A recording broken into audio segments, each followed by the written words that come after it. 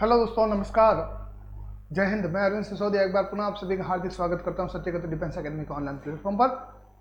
दोस्तों, आज का जो टेस्ट पेपर सॉल्यूशन है वो 42 नंबर वाला टेस्ट पेपर सॉल्यूशन है। इसमें हम 15 क्वेश्चन देखेंगे। उन सभी से पहले दोस्तों, आप सभी लाइव क्लास को ज्वाइन करें, शेयर करें, कमेंट करें और कमेंट बॉक्स में अवश्य रूप से जय हिंद लिखें। पहला प्रश्न पढ़े, इसका उत्तर देने का प्रयास करें। चलिए दोस्तों, जल्दी से देखते हैं पहला प्रश्न क्या है हमारा। राष्ट्रीय आपात की उद्घोषणा का आधार क्या है? राष्ट्रीय आपात की उद्घोषणा का आधार, तो दोस्तों राष्ट्रीय आपात कब लगाया जाता है देखेंगे हम। पहला ऑप्शन क्या है हमारा, युद्ध। दूसरा है बाह्य आक्रमण। तीसरा है सशस्त्र विद्रोह। चौथा है ये सभी। तो दोस्तों, युद्ध की स्थिति होती है तब भारत में राष्ट्रीय आपात लगाया जा सकता है। बाह्य आक्रमण हो तब भी आपके भारत में राष्ट्रीय आपात लगाया जा सकता है। और सशस्त्र विद्रोह यानी कि सैनिकों का कोई विद्रोह हो तो आपके राष्ट्रीय आपात लग सकता है। ऑप्शन नंबर डी हमारा करेक्ट होगा, ये सभी। चलिए दोस्तों, प्रश्न संख्या 2।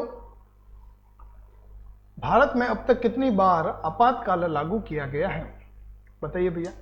आपातकाल भारत में, देखो वित्तीय आपात तो भारत में एक बार भी लगा नहीं। भारत में आपातकाल कितनी बार लगा? ठीक है, आपातकाल दोस्तों 1 2 3 बार लगा है। ऑप्शन नंबर सी करेक्ट होगा। 3 बार हमारे भारत में राष्ट्रीय आपात लग चुका है, परंतु वित्तीय आपात एक बार भी नहीं लगा। प्रश्न संख्या 3। निम्नलिखित में से कौन सा भारतीय संसद का अंग है? तो भारतीय संसद का अंग दोस्तों राज्यसभा बिल्कुल है, राष्ट्रपति है, लोकसभा है, यानी कि ये सभी है। ठीक है, ऑप्शन नंबर हमारा कौन सा करेक्ट हो जाएगा? ऑप्शन नंबर हमारा डी करेक्ट हो जाएगा। ABC तीनों हमारे करेक्ट है। ये सभी आपके भारतीय संसद कहेंगे। संसद में लोकसभा, राष्ट्रपति और राज्यसभा तीनों होते हैं। प्रश्न संख्या 4। भारत में सर्वाधिक समय तक रहने वाले प्रधानमंत्री, तो प्रधानमंत्री सर्वाधिक समय तक वही रहेंगे जो भारत के पहले प्रधानमंत्री थे। पहले प्रधानमंत्री कौन थे भैया? पंडित जवाहरलाल नेहरू। ओके, चाचा जी, चाचा नेहरू आपके सर्वाधिक समय तक प्रधानमंत्री रहने वाले व्यक्ति थे। चलिए प्रश्न संख्या 5 देखेंगे। किस सभा का अध्यक्ष उस सदन का सदस्य नहीं होता? जैसे देखा जाए दोस्तों,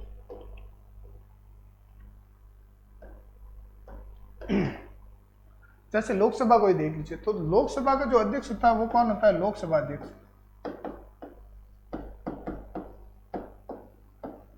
लोकसभा का अध्यक्ष लोकसभा अध्यक्ष होता है, परंतु आपके राज्यसभा का जो अध्यक्ष होता है ना दोस्तों, वो राज्यसभा का अध्यक्ष कौन होता है? वो होता है उपराष्ट्रपति। उपराष्ट्रपति। वर्तमान में राज्यसभा के अध्यक्ष कौन हो जाएंगे? श्रीमान वेंकैया नायडू। ठीक है, ऑप्शन नंबर हमारा बी करेक्ट होगा कि राज्यसभा का अध्यक्ष सदस्य नहीं होता है। ठीक है ना।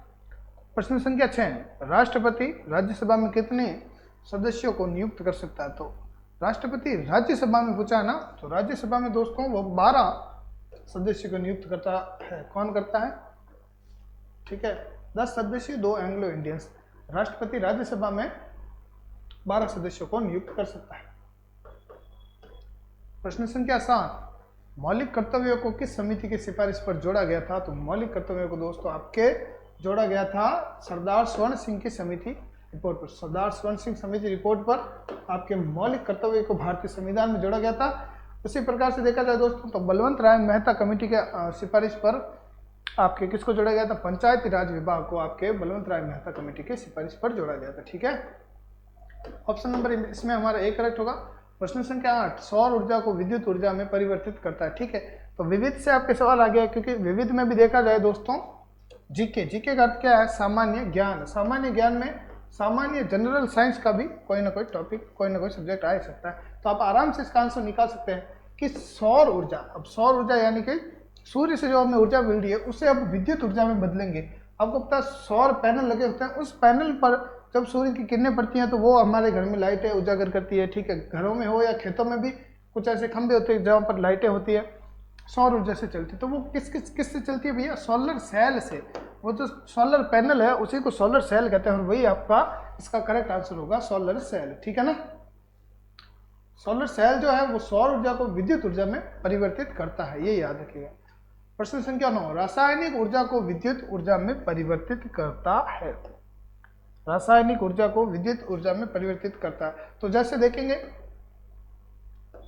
किसी प्रकार का सेल हो, कोई किसी प्रकार का सेल हो, जैसे कि हम विद्युत सेल को ले लेते हैं। विद्युत सेल आपने देखा होगा, विद्युत सेल जो है वो रासायनिक ऊर्जा को विद्युत ऊर्जा में परिवर्तित करेगा, यानी कि बिजली में परिवर्तित करेगा, बिजली में आपके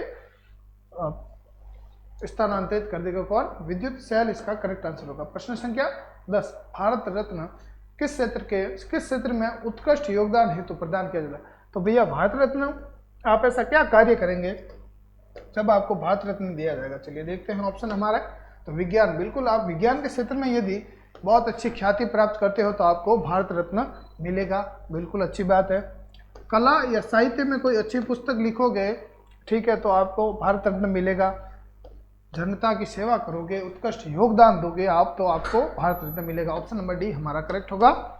डी में क्या है? ये सभी आपके भारत रत्न के लिए उत्तरदायी है, ठीक है। यदि आपको भारत रत्न चाहिए तो इन सभी क्षेत्रों में आपको ख्याति प्राप्त करनी होगी।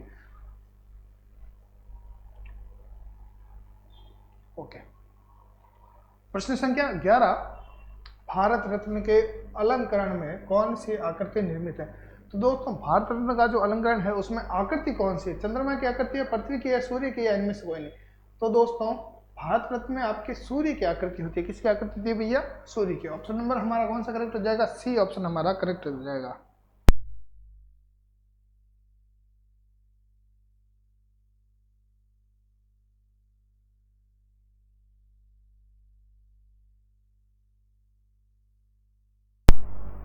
चलिए दोस्तों, तो हम कहाँ पर थे? हम थे कि भारत रत्न में अलंकरण के लिए कौन सी आकृति निर्मित है? तो दोस्तों भारत रत्न को यदि सुंदर बनाना है तो उसमें सूर्य की आकृति आपके प्रयुक्त होती है। सूर्य की आकृति बनी होती है भारत रत्न में। प्रश्न संख्या 12, क्या पूछा गया है? निम्नलिखित में से दूसरा उच्च भारतीय नागरिक सम्मान कौन सा है? ठीक है, भारत रत्न पहला उच्च भारतीय नागरिक है। भारतीय नागरिकों के लिए सबसे बड़ा सम्मान भारत रत्न हो जाएगा। दूसरा हो जाएगा पद्म विभूषण। कौन सा हो जाएगा भैया? पद्म विभूषण आपके दूसरा हो जाएगा सबसे बड़ा रत्न, ठीक है।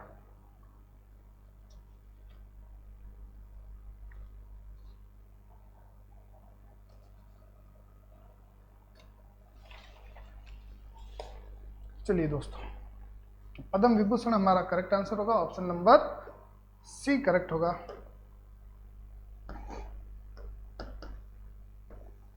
Padma Vibhushan option number C हमारा करेक्ट हो जाएगा। चलिए दोस्तों अगले प्रश्न की ओर बढ़ते हैं, देखते हैं अगला प्रश्न क्या होगा। प्रश्न संख्या 13, पद्मश्री पुरस्कार प्राप्त करने वाली प्रथम भारतीय अभिनेत्री। तो प्रथम भारतीय अभिनेत्री दोस्तों संजय दत्त की मम्मी, सुनील दत्त की पत्नी आपके नरगिस दत्त, जो भारत की प्रथम, मतलब क्या कहें हम, भारत की मिस इंडिया कह लीजिए, मिस इंडिया आपके सबसे खूबसूरत महिला अभिनेत्री कौन थी भैया? नरगिस दत्त। नरगिस दत्त को पद्मश्री सबसे पहले मिला था, जो कि भारतीय अभिनेत्री थी। प्रश्न संख्या 14, निम्नलिखित में से किस पुरस्कार को भारतीय राष्ट्रपति प्रदान करता है? तो भारत के राष्ट्रपति जो है वो इनमें से कौन सा पुरस्कार प्रदान करते हैं? परमवीर चक्र बिल्कुल करते हैं, भारत रत्न बिल्कुल करते हैं, शौर्य चक्र, ये सारे चक्र आपके जितने भी है ये भारत के राष्ट्रपति ही प्रदान करते हैं, कोई और अन्य प्रदान नहीं कर सकता है। भारत के राष्ट्रपति द्वारा ही ये सम्मान दिए जाते हैं। प्रश्न संख्या 15, भारत के 2 सर्वोच्च वीरता पुरस्कार महावीर चक्र, अशोक चक्र, परमवीर चक्र, अशोक चक्र, परमवीर चक्र, महावीर चक्र, परमवीर चक्र, वीर चक्र। तो परमवीर चक्र और अशोक चक्र आपकी क्या हो जाएंगे भैया? करेक्ट आंसर हो जाएगा, यानी कि ऑप्शन नंबर हमारा बी करेक्ट हो जाएगा। परमवीर चक्र और अशोक चक्र आपके भारत के सर्वोच्च वीरता पुरस्कार है, ठीक है ना। वीरता में सबसे पहले परमवीर चक्र, फिर अशोक चक्र दिया जाता है। चलिए, तो यहाँ पर दोस्तों आज की आपकी क्लास समाप्त होती है। कल पुनः इसी समय आपसे मुलाकात करेंगे, तब तक के लिए धन्यवाद। जय हिंद और जय भारत।